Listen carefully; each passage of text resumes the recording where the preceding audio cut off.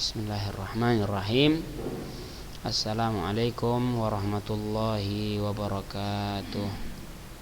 Ya, baik. Alhamdulillahi wa kafa. Wassalatu wassalamu ala nabiyil mustafa wa ala alihi wa ashabihi wa man bihudahu muhtada. Asyhadu an la ilaha illallah wahdahu la syarikalah wa asyhadu anna Muhammadan abduhu wa rasuluh la nabiyya ba'dah. Amma ba'd. Alhamdulillah, puji dan syukur hanya milik Allah Subhanahu wa taala, yang mana Allah Subhanahu wa taala senantiasa memberikan kita nikmat-nikmat yang jika kita hitung nikmat tersebut kita tidak akan mampu, karena nikmat tersebut begitu banyak. Namun yang diinginkan dari nikmat tersebut adalah agar kita menggunakannya sesuai apa yang Allah Subhanahu wa taala ridhai. Di antara Allah Subhanahu wa taala ridhai itu adalah kita gunakan nikmatnya untuk belajar menuntut ilmu agama, seperti yang kita lakukan pada saat ini. Naam. Salawat dan salam semoga senantiasa tercurahkan kepada baginda Rasulullah sallallahu alaihi wasallam dan juga kepada para istri, keluarga dan para sahabatnya serta orang-orang yang mengikuti mereka sampai hingga hari kiamat kelak. Tayyib, kaifa halukum wa halukunna ayyuhat tullab wat talibat? Gimana kabarnya semua? Semoga seluruhnya dalam keadaan sehat walafiat, baik antum dan antunna serta keluarga antum dan antunna seluruhnya sehat walafiat. Allahumma amin. Naam. Allah pada saat ini alhamdulillah Allah masih berikan kita kesempatan untuk melanjutkan pelajaran kita, pelajaran fikih muyassar sebagaimana biasanya di hari Senin. Ya. Dan lebih khususnya lagi bahwa kita tengah membahas tentang wudu. Kemarin kita bahas pembatal wudu apa saja, ya.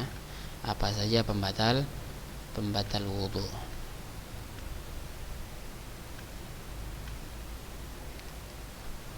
Adapun sekarang pembatal wudu sudah selesai.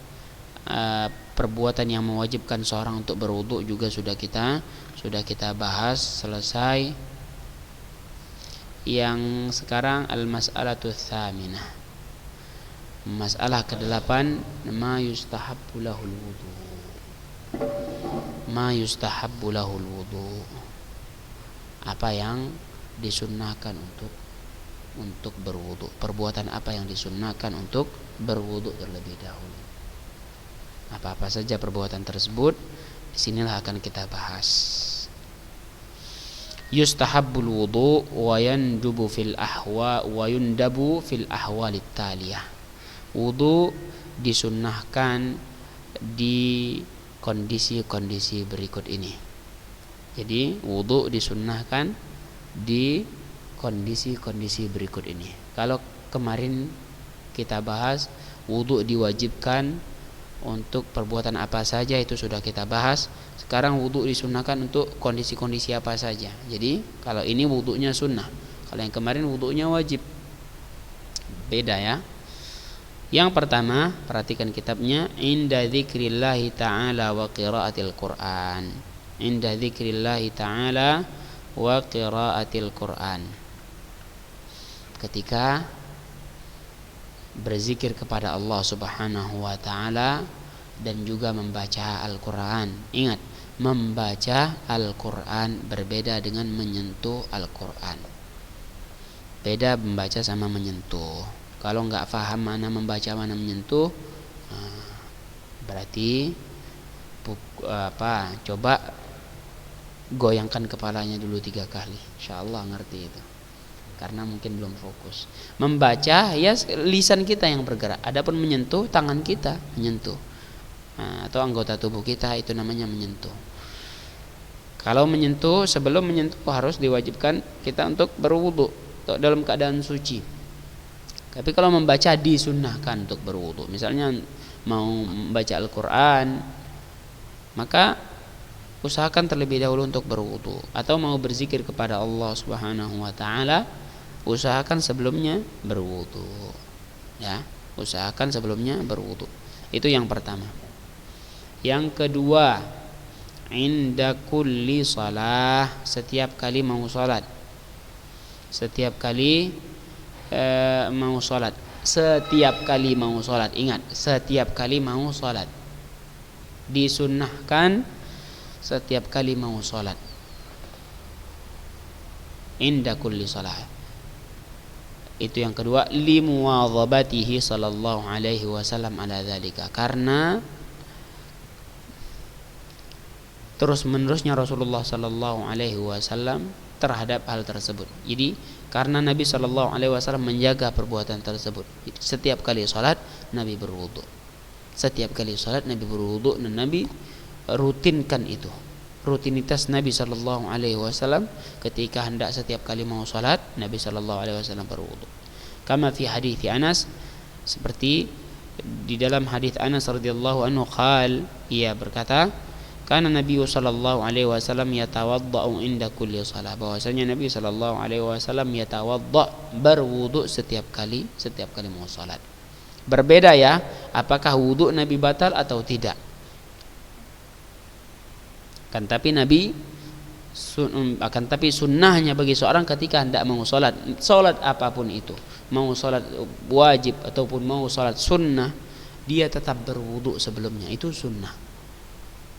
Bukan hukum berwudu sebelum salat ya. Kalau hukum berwudu sebelum salat wajib. Maksudnya membiasakan diri kita untuk setiap kali mau salat kita berwudu, maka ini sunnah. Tapi kalau dia batal wudunya, dia mau salat, maka wajib dia harus berwudu terlebih dahulu. Membiasakan diri untuk tetap berwudu sebelum salat apapun itu, maka ini sunnah. Beda kedua hal tersebut. Jangan samakan, jangan pusing. Oh, di atas wajib, sekarang kok sunnah. Maksudnya apa? Nah, ini udah Ustaz jelaskan. Yang maksud sunnah itu yang mana, yang maksud wajib yang mana. Sunnahnya maksudnya tetap kita mulai dengan berwudu sebelum setiap kali mau sholat, maka ini sunnah.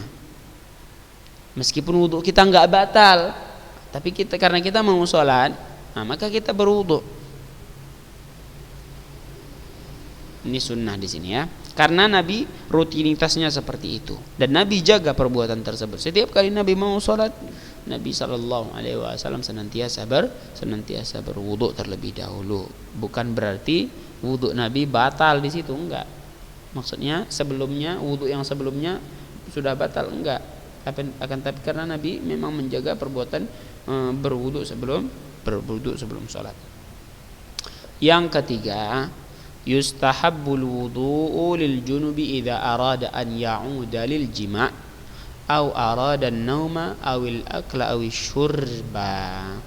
Perhatikan yang ketiga, bagi ikhwan dan akhwat disunnahkan berwudu bagi orang yang junub apabila dia hendak mengulang perbuatan yang dia lakukan antara perbuatan suami istrinya. Misal kalau antum dan antun sudah menikah nanti, ya, itu sudah pastikan seperti itu. Kalau ingin mengulang disunahkan untuk berwudu. Itu yang pertama. Atau ketika dia ingin tidur, disunahkan ketika ingin tidur maka dia harus berwudu terlebih dahulu.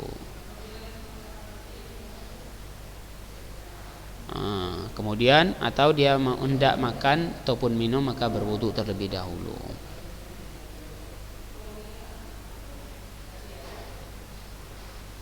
Misalnya dia dalam keadaan junub lalu dia mau makan atau minum, maka disunnahkan untuk berwudu. Dia dalam keadaan junub dia mau tidur, maka disunnahkan untuk berwudu.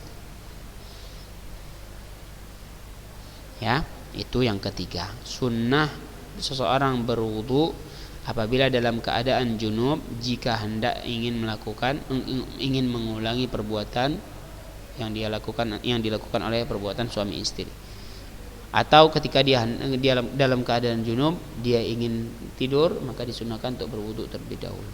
Atau dia ingin makan atau minum, dia dalam keadaan junub, maka disunahkan untuk berwudu terlebih dahulu. Jelas? Li hadis Abi Sa'id Al-Khudri radhiyallahu anhu, berdasarkan hadis Abi Sa'id Al-Khudri radhiyallahu anhu, anna Rasulullah sallallahu alaihi wasallam qaal, sungguhnya Nabi sallallahu alaihi wasallam bersabda, idza ata ahadukum ahlahu thumma arada an ya'ud falyatawadda. Apabila salah seorang kalian mendatangi istrinya, maksudnya mendatangi ini perbuatan pasutri, pasangan suami istri ya. Summa arada an ya'ud, kemudian dia ingin mengulang perbuatan tersebut, maka hendaklah dia berwudu. Itu hadisnya. Maka ketika seorang sudah melakukan hubungan antar suami istri, kemudian berhenti, dia ingin mengulangi perbuatan itu lagi, maka disunahkan untuk berwudu. Wali hadits Aisyah radhiyallahu anha, dan berdasarkan hadis Aisyah radhiyallahu anha, anna Rasulullah sallallahu alaihi wasallam kana idza arada an yanam wa huwa junub tawaddaa wudu'ahu lis-shalah qabla an yanam. Sungguhnya Nabi sallallahu alaihi wasallam apabila dia hendak tidur dalam keadaan junub, Nabi berwudu seperti wudunya ketika mau salat sebelum dia tidur. Ya. Jadi ketika Nabi sallallahu alaihi wasallam dalam keadaan junub mau tidur, maka Nabi wudunya seperti wudu mau salat. Ya, itu dia lakukan sebelum tidur. Setelah itu baru Nabi sallallahu alaihi wasallam tidur. Wa fi riwayatin laha, dan dalam riwayat lain, fa arada an ya'kul aw yanam, lalu Nabi hendak makan atau minum, Nabi sallallahu alaihi wasallam berwudu seperti wudu hendak salat. Ingat itu. Jadi wudu bukan hanya untuk salat wajib saja, ataupun ketika batal dari berwudu, ketika wudunya sudah batal baru dia berwudu lagi, enggak. Banyak perbuatan-perbuatan yang disunahkan untuk berwudu, seperti yang kita bahas saat ini. Ketika hendak mau berzikir kepada Allah atau mau membaca Al-Quran, maka disunahkan berwudu. Ketika setiap kali sholat, bukan berarti wudu kita sudah batal ya. Memang misalnya wudu kita belum batal, tapi kita mau sholat, maka kita disunahkan untuk berwudu lagi, karena Nabi menjaga hal tersebut. Naam, yang ketiga, ini ketika dalam keadaan junub dia ingin mengulangi perbuatan suami istrinya, maka dia disunahkan untuk berwudu. Atau ketika dia ingin hendak tidur setelah dalam keadaan junub, maka disunahkan untuk berwudu. Atau ketika dia dalam keadaan junub ingin makan ataupun minum, maka disunahkan untuk berwudu. Ya, berdasarkan hadis yang sudah kita bacakan tadi semuanya. Tayyib. Yang keempat, al-wudu'u qabla al-ghusli. Al-wudu'u qabla al-ghusli, berwudu sebelum mandi. Berwudu sebelum mandi, maksudnya mandi apa? Mandi junub.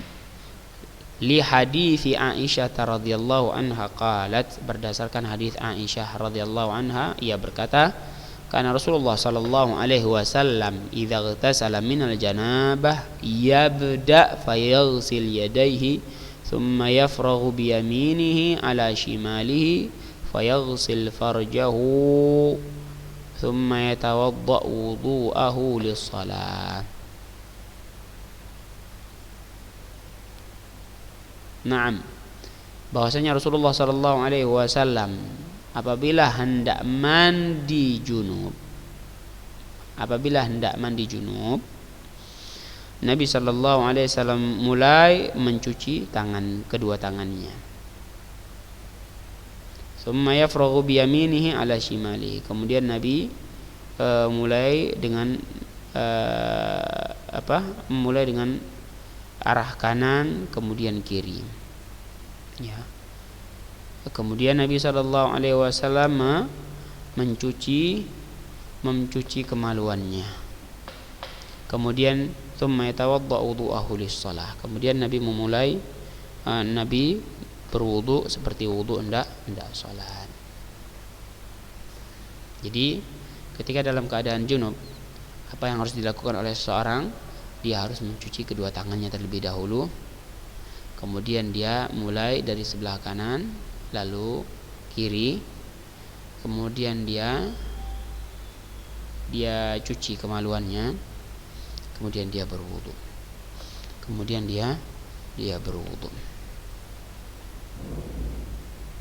Baik, itu yang keempat. Bahwa sebelum mandi janabah harus berwudu terlebih dahulu, itu disunnahkan. Yang kelima, indan naum, ketika hendak tidur, bukan dalam keadaan junub. Ingat, ini beda lagi sama yang nomor 3 tadi. Beda dengan yang nomor 3. Kalau ini ketika hendak tidur, meskipun kita tidak dalam keadaan junub, maka disunnahkan untuk berwudu. Indan naum, ketika hendak tidur.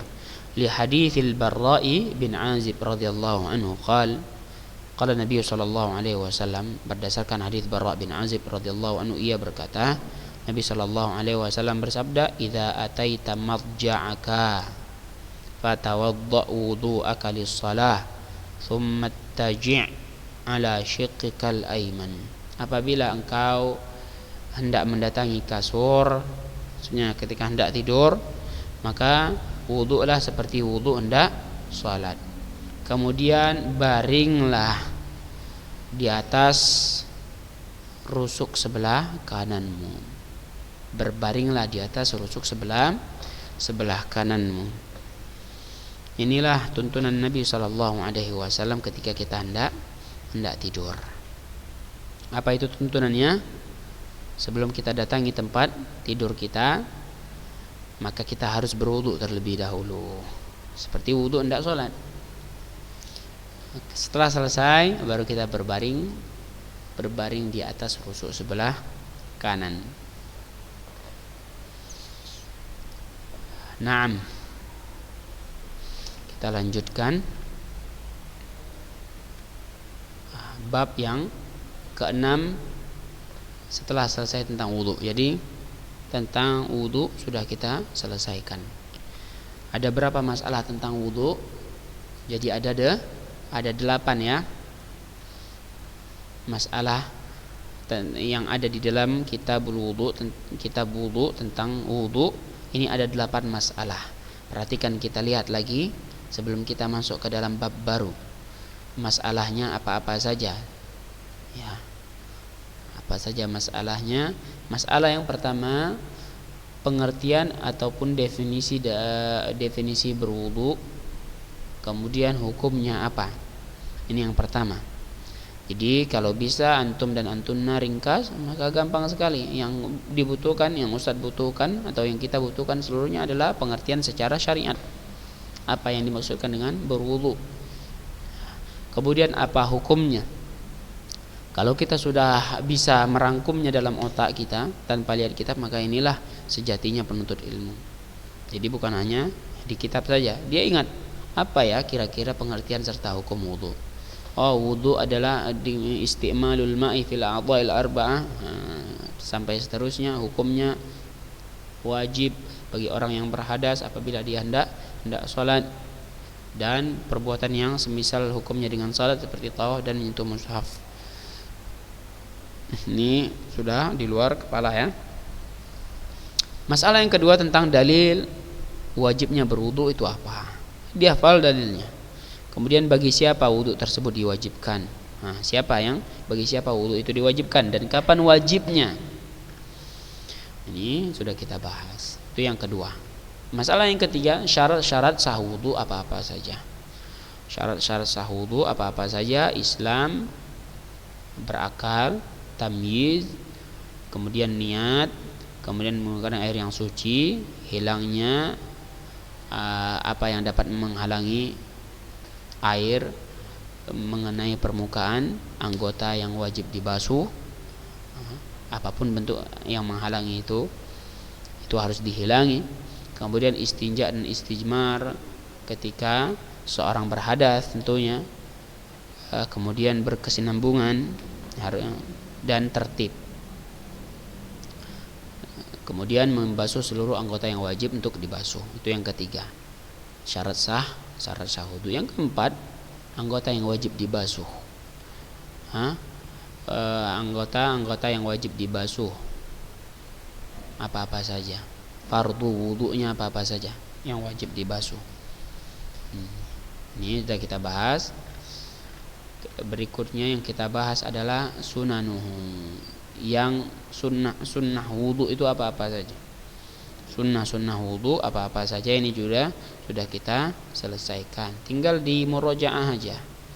Masalahnya di murojaah. Kemudian kitab atau bab yang sebelumnya juga itu kita bahas, kita ulangi. Itulah namanya penuntut ilmu, diulang. Ya, apa pembahasan kita sebelum ini? Tentang siwak wa sunanul fitrah. Itu pembahasan kita. Kan? Siwak dan sunnah-sunnah fitrah. Kemudian tentang adab-adab al-istinja al-istijmar serta adab-adabnya. Buang hajat, tentang buang hajat serta adabnya. Ini diulang. Belajar itu harus banyak mengulang. Bukan sudah dipelajari lewat terus, lanjut terus, tidak seperti itu ya. Yang namanya belajar sering untuk diulang. Kemudian sunnah wudu, masalah yang kelima itu ya. Masalah yang keenam apa? Tentang nawaqidul wudu, yang membatalkan wudu apa-apa saja. Kita bahas, jadi jangan lagi nggak tahu. Oh, ini membatalkan wudu atau enggak ya? Nah, jangan kayak gitu lagi. Ada 6. Yang pertama itu apa saja yang keluar dari 2 jalur depan dan belakang. Ya, apapun bentuknya itu membatalkan wudu seseorang. Apapun bentuknya itu membatalkan wudu seseorang. Yang kedua, keluarnya najis dari anggota tubuh lainnya. Baik itu darah ataupun muntah keluar. Apabila dia banyak, maka disunahkan untuk berwudu. Lebih diutamakan untuk berwudu agar berhati-hati. Tapi kalau sedikit maka enggak masalah. Tayyib, yang ketiga, hilangnya akal atau pingsan atau tidur dia, maka ini disunahkan untuk maka ini dapat membatalkan wudunya. Itu yang ketiga, membatalkan wudu seseorang. Hilang akalnya itu batal wudunya. Yang keempat, menyentuh kemaluan tanpa ada penghalang, ini pembatal wudu juga. Makan daging unta juga, keluar dari agama Islam juga pembatal wudu. Apa yang perbuatan yang mewajibkan seorang untuk berwudu? Apa saja yang mewajibkan seorang untuk berwudu? Ini masalah yang ketujuh dan sudah kita selesaikan. Ya. Yang terakhir adalah pembahasan kita yang disunahkan, perbuatan yang disunahkan untuk berwudu apa-apa saja. Ini udah usah jelaskan. Semoga bisa mengerti semuanya. Tinggal satu lagi, tuntutan kita adalah untuk mengamalkan ilmu yang kita miliki. Untuk mengamalkan ilmu yang kita miliki.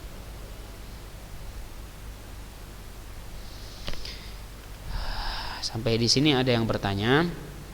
Jadi insyaallah bab selanjutnya yang akan kita bahas adalah fil mashi 'alal khuffain, mengusap 2 khuf, kemudian mengusap imamah wal jabira. Jabira ini akan kita bahas apa itu jabira. Akan kita bahas apa itu jabira, imamah, khuffain. Jelas ya? Ini pembahasan kita. Karena masih berkaitan dengan taharah. Karena masih berkaitan dengan taharah. Taib, ada pertanyaan di sini? Ya. Kalau tidak ada pertanyaan, kita cukupkan sampai di sini. Nas'alullah ta'ala an yarzuqana ilman nafi'an wa rizqan thayyiban wa amalan mutaqabbala. wa na'udzu billahi min ilmin la yanfa' wa min qalbin la yakhsha' wa min nafsin la tashba' wa min da'watin la yustajabu laha. Kita cukupkan sampai di sini. Kalau ada yang mau bertanya, silakan tanya langsung ke Ustadz, di WA juga nggak apa-apa. Kalau tidak, maka sudah paham berarti semuanya, tinggal diamalkan. Kita tutup dengan doa kafaratul majlis. Subhanakallahumma wa bihamdika asyhadu an la ilaha illa anta astaghfiruka wa atubu ilaik. Assalamualaikum warahmatullahi wabarakatuh.